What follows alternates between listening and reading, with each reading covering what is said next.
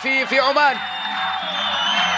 لمسة بينية خطيرة باتجاه أحمد نور مع المولد، والثاني عميد، الثاني عميد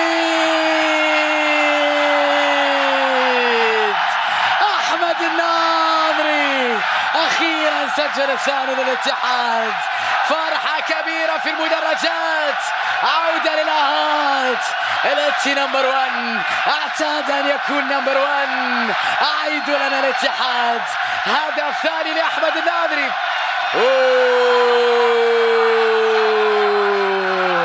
يا سلام يا سلام على لقطة جميلة من جانب احمد. هدف ثاني للعبيد. الناظري كان في حالة انفرادية. شوف التمريرة البينية، من كان خلف هذه التمريرة البينية الرائعة. الناظري كان مع المولد لكن هو بنفسه وضعها في مرمى الفريق الايراني. 2-0. الاتحاد يعمل اللي عليه، يسجل هدف ثاني. الله على لمسة رياض، تمرير